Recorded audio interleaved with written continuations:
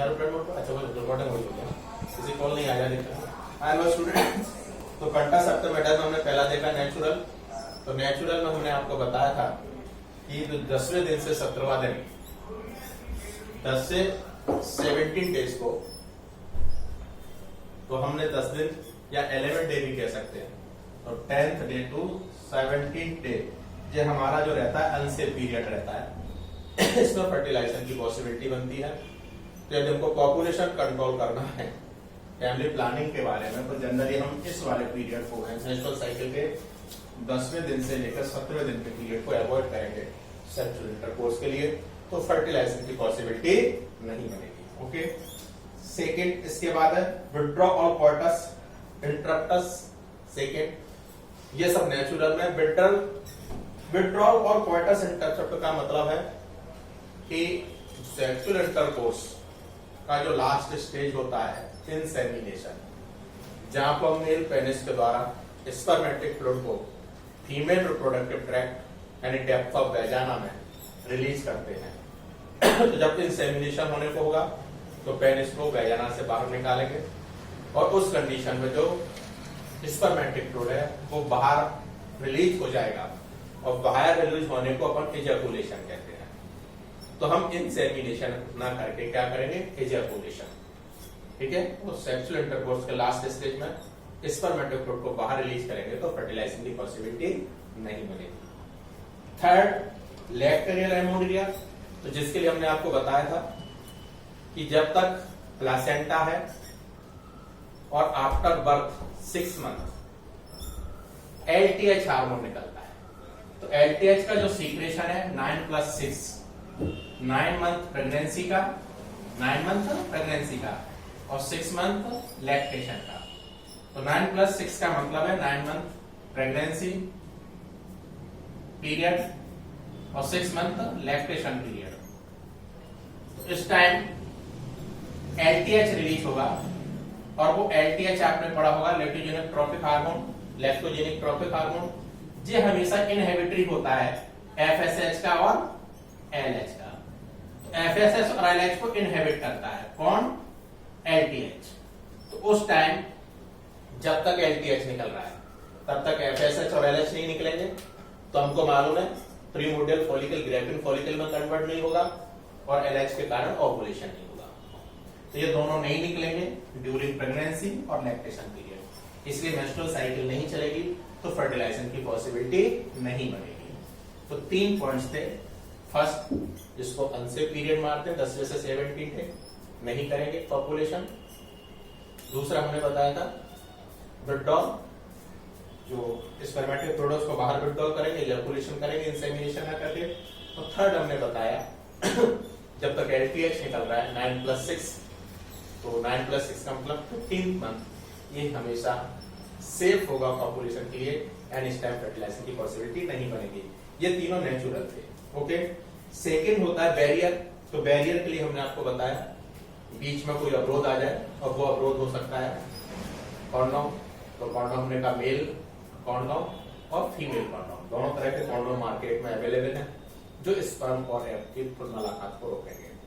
तो mail condom पता ही है, कवर्ड द पेनिस, और आफ्टर या during sexual intercourse, last stage of sexual intercourse, जो स्पर्मेटिक फ्लूइड रिलीज होगा वो कॉन्डोम में होगा, तो फीमेल टैग में नहीं पहुंचेगा। यदि फीमेल कॉन्डोम है तो सीधी सी बात है, जो मेल का स्पर्मेटिक फ्लूइड है वो फीमेल कॉन्डोम में रिलीज होगा, और उसको बाहर निकाल के हम स्पर्म और एग की मुलाकात को रोकेंगे।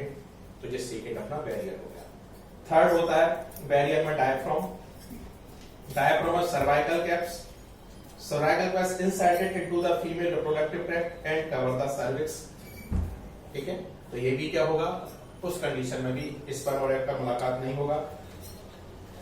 नेक्स्ट जो है सेकेंड का थर्ड पॉइंट जो है वो है इंट्रायूटेराइन डिवाइस। ये इंपोर्टेंट है। इंट्रायूटेराइन डिवाइस से जनरली एक ऑब्जेक्टिव आ रहा है पिछले 2-3 साल से, इसको थोड़ा अच्छे से पढ़ना। इंट्रायूटेराइन डिवाइस को, these devices are inserted by the doctor or expert nurse in the uterus through vagina।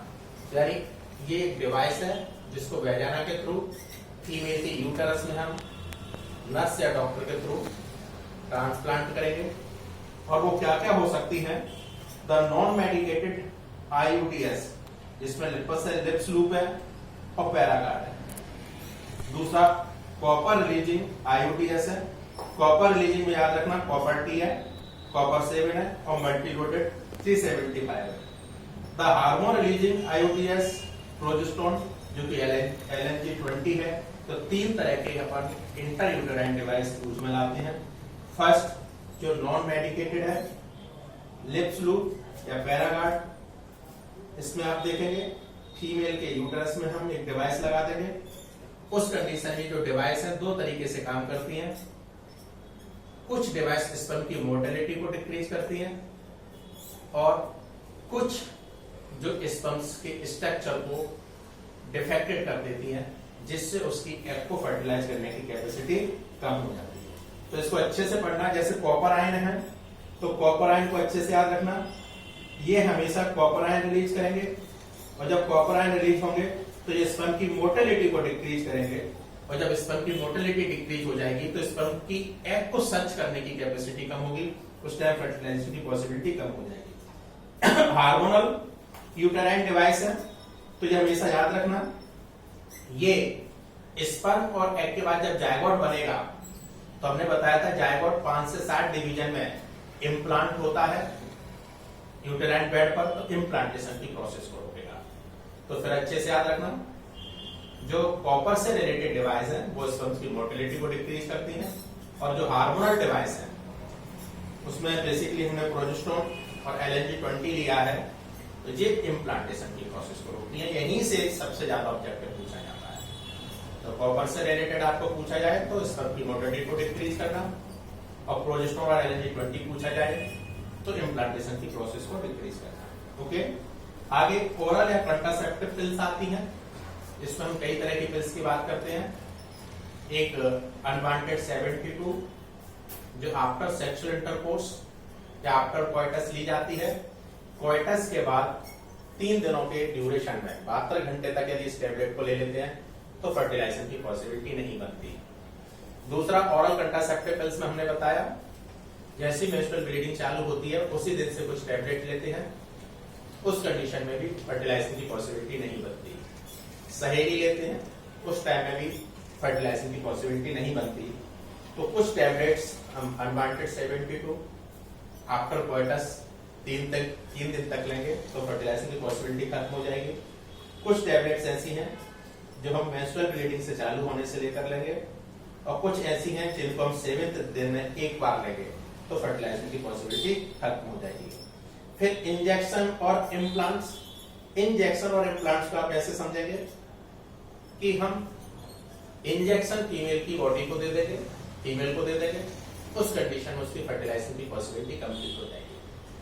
और ये भी अलग अलग टाइम ड्यूरेशन के लिए रहती है, कुछ 3 मंथ के लिए रहती है, कुछ 6 मंथ के लिए रहती है। तो आपको ये पढ़ना है।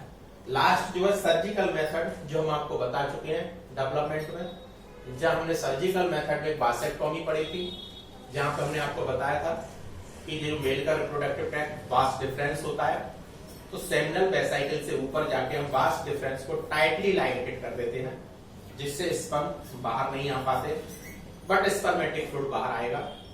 तो सेक्सुअल इंटरकोर्स पर कोई इफेक्ट नहीं पड़ेगा। तो स्पर्मेटिक फ्लूइड है बट उसमें स्पर्म्स नहीं है। तो आपको याद होगा जिसको हमने एजियोस्पर्मिया कहा था। क्या कहा था? एजियोस्पर्मिया।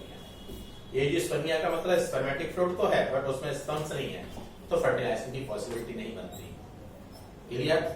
क्योंकि सेमिनल वेसाइकल के ऊपर से लिया है और स्पर्मेटिक फ्लूइड सेमिनल वेसाइकल से स्टार्ट होता है। तो आपने पढ़ा था 65% या 70% सीक्रेशन सेमिनल वेसाइकल का था, 15 से 20% सीक्रेशन प्रोस्टेट ग्लैंड का था और 5% या 10% सीक्रेशन जो काउपर्स ग्लैंड का था। तो इन तीनों का सीक्रेशन बाहर आएगा बट उसमें स्पर्म्स नहीं होंगे। ट्यूबेक्टोमी हमने आपको बताया था। ट्यूबेक्टोमी में क्या किया था कि जैसे हमने बताया था फैलोपियन ट्यूब ओवरी से स्टार्ट होती है और उसका इन्फ्लेटेड पार्ट एम्पुला कहलाता है। तो एम्पुला से पहले ही हम फैलोपियन ट्यूब को टाइटली लाइगेटेड कर देंगे, तो उस कंडीशन में जो एग है ओवरी से रिलीज होकर एम्पुला तक नहीं पहुंचेगा, एम्पुलर स्टमक जंक्शन तक नहीं पहुंचेगा, तो स्पर्म और एग की फ्यूजन की पॉसिबिलिटी खत्म हो जाएगी। उस कंडीशन में फर्टिलाइजेशन नहीं होगा। तो ये सर्जिकल मेथड हो गई। फिर कुछ medical termination of pregnancy, MTP है, इसको अभी हम बाद में लेंगे। और कुछ सेक्सुअल डिसऑर्डर्स हैं जो बैक्टीरियल भी होते हैं, वायरल भी होते हैं, इनको भी हम ले लेंगे। बट आपको एक बार पढ़ने के लिए आपको डिसीज और इम्यूनिटी में भी मिलेंगे डिटेल में, ठीक है। तो एक छोटी सी हेडिंग हमारी, इसके बाद 7-8 मिनट की और रहेगी लेक्चर, और हमारा जो ह्यूमन